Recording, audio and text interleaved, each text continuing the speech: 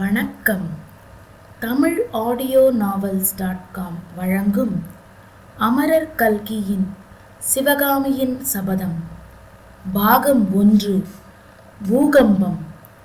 2ஆம் அத்தியாயம் தலைநகரம். வாசிப்பவர் பர்வதவர்தினி. கோட்டை மதிலை சேர்ந்தாற்போல் பெரிய அகழி இருந்தது. அதன் அகலம் சுமார் 100 அடி இருக்கும். குனிந்து பார்த்தால் கிடுகிடு பள்ளமாய் இருந்தது. அடியில் இருண்ட நிறமுள்ள ஜலம் காணப்பட்டது. நமது பிரயாணிகள் வந்த ராஜபாதையானது அகழியின் அருகில் வந்ததும் 2ஆக பிரிந்து, ஒன்று வலப்புறமாகவும் ஒன்று இடப்புறமாகவும் கோட்டை மதிலை சுற்றி அகழிக்கரையோடு சென்றது. சாலையோடு வந்த வண்டிகளும் மனிதர்களும் இடப்புறமாகவோ வலப்புறமாகவோ மதிலை சுற்றி கொண்டு போனார்கள். அகழியின் மேல் ஒரு குறுகலான மரப்பாலம் காணப்பட்டது. அது கோட்டை வாசல் வரை சென்றது. புத்த பிக்ஷு பரஞ்சோதிக்கு சைகை காட்டிவிட்டு அந்த பாலத்தின் மேல் நடந்து சென்றார். பரஞ்சோதியும் அவரை பின்தொடர்ந்தான். இதென்ன இவ்வளவு சின்ன பாலமாயிருக்கிறதே? கோட்டைக்குள் வண்டிகளும் வாகனங்களும் எப்படி போகும் என்று கேட்டான் பரஞ்சோதி. இந்த வாசல் வழியாக போக முடியாது. வடக்கு வாசலிலும் கிழக்கு வாசலிலும் பெரிய பாலங்கள் இருக்கின்றன. அவற்றில் யானைகள் கூட போகலாம் என்றார் சந்நியாசி. பாலத்தை தாண்டி கோட்டை வாசலருகில் அவர்கள் வந்தார்கள். அங்கே ஒரு சேமக்கலம் கட்டி தொங்கிற்று. பக்கத்தில் ஒரு கட்டையும் கிடந்தது. கட்டையை எடுத்து சேமக்கலத்தில் ஒரு தட்டு தட்டினார் சந்நியாசி. மேலே இருந்து, யார் அங்கே என்று குரல் கேட்டது. கோட்டை வாசலின் மேல் மாடத்திலிருந்து ஒருவன் எட்டி பார்த்தான். இருட்டிவிட்டபடியால் அவன் முகம் தெரியவில்லை. மருதப்பா, நான் தான் என்று சாமியார் சொல்லவும், மேலே இருந்து எட்டி பார்த்தவன், தாங்களா? இதோ வந்து விட்டேன் அடிகளே என்று கூறிவிட்டு மறைந்தான். சற்று நேரத்துக்கெல்லாம் கோட்டை கதவின் தாழ் திறக்கும் சத்தம் கேட்டது. கதவில் ஒரு மனிதர் உள்ளே புகக்கூடிய அளவு துவாரம் தோன்றியது. புத்த சந்நியாசி அந்த துவாரத்திற்குள் புகுந்து சென்று பரஞ்சோதியையும் கையை பிடித்து உள்ளே அழைத்து கொண்டார். மறுபடி கதவின் துவாரம் அடைக்கப்பட்டது. பரஞ்சோதி உள்ளே போனதும் நகரின் பக்கம் பார்வையை செலுத்தினார்.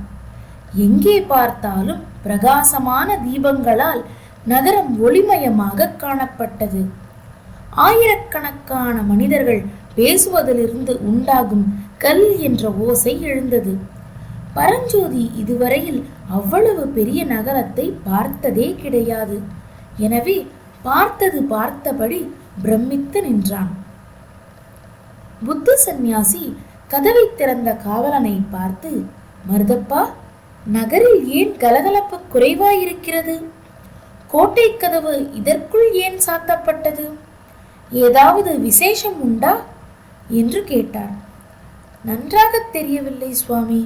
இன்று காலையிலிருந்து நகரம் ஒரே கோலாகலமாய்த்தான் இருந்தது என்பதற்குள் பிக்ஷு குறுக்கிட்டார். கோலாகலத்துக்கு காரணம் என்று கேட்டார். தங்களுக்கு தெரியாதா? சிவகாமி அம்மையின் நடனம் இன்றைக்கு சக்கரவர்த்தியின் சபையில் அரங்கேறுவதாக இருந்தது. அதனால்தான் ஜனங்களுக்கு அவ்வளவு கொண்டாட்டம். எந்த சிவகாமி அம்மை என்று சந்நியாசி கேட்டார். வேறு யார்? ஆயனரின் மகள் சிவகாமிதான். இதுவரை பேச்சை கவனியாதிருந்த பரஞ்சோதி சட்டென்று திரும்பி, யார்? ஆயன சிற்பியாரா என்று கேட்டான். ஆமாம் என்று காவலன் கூறி பரஞ்சோதியை உற்று நோக்கிவிட்டு, அடிகளே, இந்த பிள்ளை யார் என்று பிக்ஷுவை பார்த்து கேட்டான். இவன் என் சிஷ்யன். நீ மேலே சொல்லு. சிவகாமி அம்மையின் நடனம் அரங்கேறுவதாக இருந்தது. பிறகு சபை கூடி அரங்கேற்றம் நடந்து கொண்டிருந்ததாம். பாதி நடந்து கொண்டிருந்த போது யாரோ தூதுவர்கள் வெகு அவசர செய்தியுடன் வந்திருப்பதாக தெரிந்ததாம். சக்கரவர்த்தி சபையிலிருந்து சட்டென்று எழுந்து போனாராம். அப்புறம் திரும்பி சபைக்கு வரவே இல்லையாம். குமார சக்கரவர்த்தியும் மந்திரி மண்டலத்தாரும் கூட எழுந்து போய்விட்டார்களாம். நாட்டியம் நடுவில் நின்று போய்விட்டதாம். அஸ்தமித்ததும் கோட்டை கதவுகளை அடைக்கும்படி எனக்கு கட்டளை வந்தது. அவ்வளவுதான் எனக்கு தெரியும். என்னவா இருக்கலாம் சுவாமி? யுத்தம் ஏதாவது வரக்கூடுமா? ஆனால் காஞ்சி சக்கரவர்த்தியுடன் யுத்தம் செய்யக்கூடிய அரசன் இந்த பூமண்டலத்திலேயே இப்போது கிடையாதே என்றான் மருதப்பன்.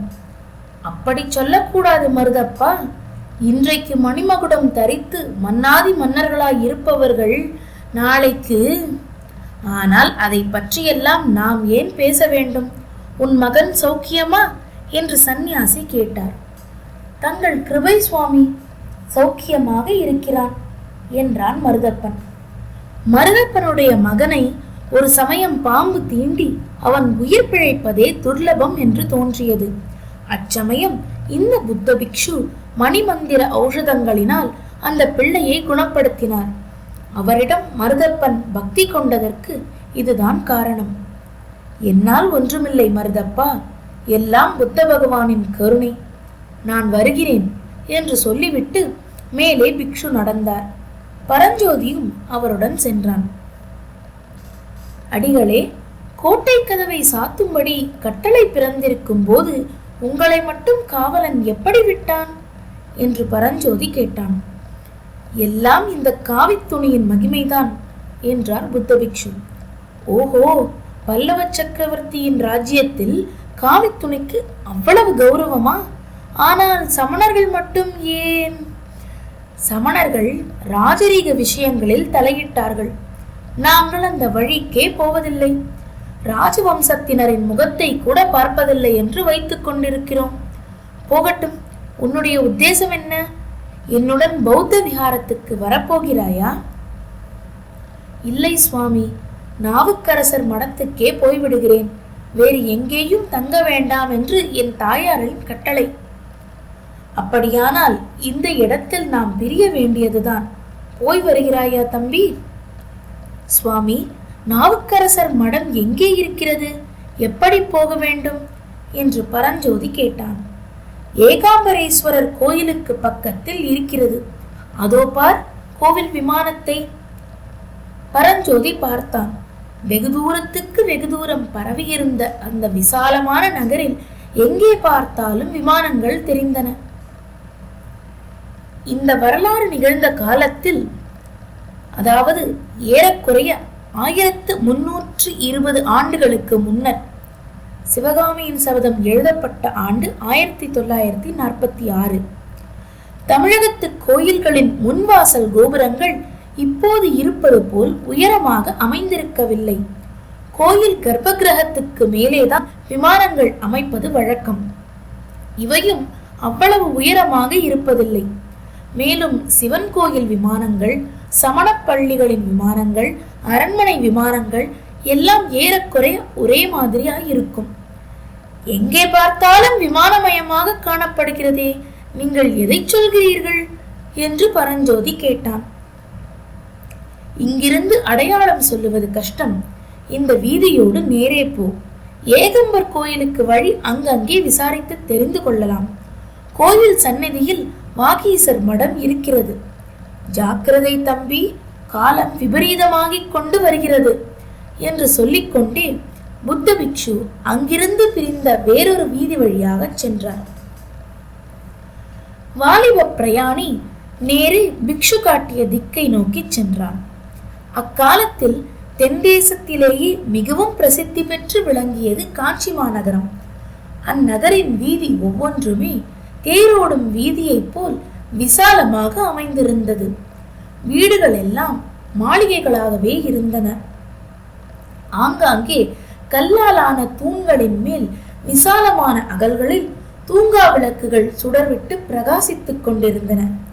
வீதிகளில் ஜே ஜே என்று போவோரும் வருவோருமாய் ஏக கூட்டமாய் இருந்தது. கடைத்தெருக்களின் காட்சியையோ சொல்லவே வேண்டாம். காசி முதல் கன்னியாகுமரி வரையில் மருதக்கண்டத்தில் விளையும் பொருள்கள் எல்லாம் அந்த கடை வீதிகளில் கிடைக்கும். புஷ்ப கடைகளாக ஒரு பக்கம், பழக்கடைகளாக ஒரு பக்கம், பட்சண கடைகளாக ஒரு பக்கம், தானிய கடைகள் ஒரு பக்கம், முத்துரத்தின வியாபாரிகளின் கடைகள் இன்னொரு பக்கம். இப்படி கடை வீதியானது எல்லையில்லாமல் வளர்ந்து கொண்டே போயிற்று. பரஞ்சோதி அளவில்லா வியப்புடன் மேற்கூறிய வீதி காட்சிகளை பார்த்து கொண்டு போனான். ஆங்காங்கே ஜனங்கள் கூட்டமாய் நின்ற இடங்களில் எல்லாம் சிவகாமி அம்மையின் நடன அரங்கேற்றம் நடுவில் நின்று போனதை பற்றியும், கோட்டை கதவுகளை சாத்தும்படி கட்டளை பிறந்திருப்பதை பற்றியுமே பேசிக்கொண்டிருந்ததை அவன் கேட்டுக்கொண்டு நடந்தான். சற்று நேரத்திற்கு ஒரு தடவை அவன் எதிரே வந்தவர்களிடம் ஏகாம்பரேஸ்வரர் கோயில் எது என்று கேட்டான். அதோ என்று அவர்களும் சுட்டி காட்டிவிட்டு போனார்கள். ஆனாலும் ஏகாம்பரேஸ்வரர் கோயிலை அவன் அடைந்த பாடில்லை. புதிதாக ஒரு பெரிய நகரத்தை பார்க்கும் அதிசயத்தில் மூழ்கியிருந்தபடியால் பரஞ்சோதியும் கோயிலை சீக்கிரமாக கண்டுபிடிப்பதில் அவ்வளவு கவலை உள்ளவனாயில்லை. இப்படி அவன் வீதி வலம் வந்து கொண்டிருக்கையில் திடீரென்று ஓரிடத்தில் ஏக கூச்சலும் குழப்பமும் உண்டாவதை பார்த்தான். ஜனங்கள் நாலாபுறமும் சிதறி ஓடினார்கள். கோவில் யானைக்கு மதம் பிடித்து விட்டது, ஓடுங்கள் ஓடுங்கள் என்ற கூக்குரலோடு சேர்ந்து குழந்தைகள் வீரிடும் சத்தம், ஸ்திரீகள் அலறும் சத்தம், குதிரைகள் கனைக்கும் சத்தம், வீட்டு கதவுகளை தடால் தடால் என்று சாத்தும் சத்தம், மாடுகள் அம்மா என்று கத்தும் சத்தம், கட்டை வண்டிகள் கடகட என்று உருண்டோடும் சத்தம், இவ்வளவும் சேர்ந்து சொல்ல முடியாத அல்லோல கல்லோலமாகி விட்டது. பரஞ்சோதி ஒரு கணம் திகைத்து நின்றான். தானும் ஓட வேண்டுமா, எந்த பக்கம் ஓடுவது என்று அவன் மனம் சிந்தித்துக் கொண்டிருந்த போதே அவனுக்கெதிரே நடந்த சம்பவங்களை அவனுடைய கண்கள் கவனித்தன. தெருவில் அவனுக்கு முன்னால் சற்று தூரத்தில் ஒரு பல்லக்கு சென்று கொண்டிருந்தது. அதில் சௌந்தர்ய தேவதை என்று சொல்லக்கூடிய ஓர் இளம் பெண்ணும் அவளுடைய தந்தை என தோன்றிய பெரியவர் ஒருவரும் இருந்தார்கள். பல்லக்கை தூக்கிச் சென்றவர்கள் அவர்களுக்கு பின்னால் எழுந்த கூச்சலையும் கோலாகலத்தையும் கேட்டுவிட்டு பல்லக்கை கீழே வைத்துவிட்டு நாலா பக்கமும் சிதறி ஓடினார்கள். அதே சமயத்தில் அவனுக்கு பின்னால் வெகு சமீபத்தில் மதம் கொண்ட யானையொன்று பூமி அதிர ஓடி வந்தது. இதையெல்லாம் கவனித்த பரஞ்சோதி ஒரு கணம் தயங்கி நின்றான். அடுத்த கணத்தில் ஒரு தீர்மானத்துக்கு வந்தவனாய் சட்டென்று கையில் இருந்த மூட்டையை கீழே வைத்து அவசரமாக அவிழ்த்தான். அதற்குள் இருந்த வேல் முனையை எடுத்து தன் கையில் வைத்திருந்த தடியின் முனையில் செருகி பொருத்தினான். பொருந்திய வேலை அவன் வலது கையில் தூக்கி பிடித்ததற்கும் மதம் கொண்ட யானை அவன் நின்ற இடத்திற்கு அருகே வருவதற்கும் சரியாயிருந்தது. அவ்வளவுதான். பரஞ்சோதி தன் முழு பலத்தையும் கொண்டு வேலை வீசினான். அது யானையின் இடது கண்ணுக்கருகில் பாய்ந்தது. யானையின் தடித்த தோலை பொத்துக்கொண்டு உள்ளேயே சென்று விட்டது. யானை பயங்கரமாக ஒரு முறை பிளிரிற்று. துதிக்கையால் வேலை பிடுங்கி காலின் கீழே போட்டு மிதித்தது. பிறகு வேலை எறிந்த வாலிபன் நின்ற பக்கம் திரும்பிற்று. மதம் கொண்ட யானையின் மீது வேலை எறிந்தால் அதனுடைய விளைவு என்னவாகும் என்பதை அந்த இளம் பிரயாணி நன்கு உணர்ந்திருந்தான். எனவே யானை தன் பக்கம் திரும்ப கண்டதும் பல்லக்கு இருந்த திசைக்கு எதிர் திசையில் வேகமாக ஓடத் தொடங்கினான். யானை தன்னுடைய பிரம்மாண்டமான தேகத்தை முழுவதும் திருப்புவதற்குள்ளே அவன் வெகு தூரம் ஓடிவிட்டான்.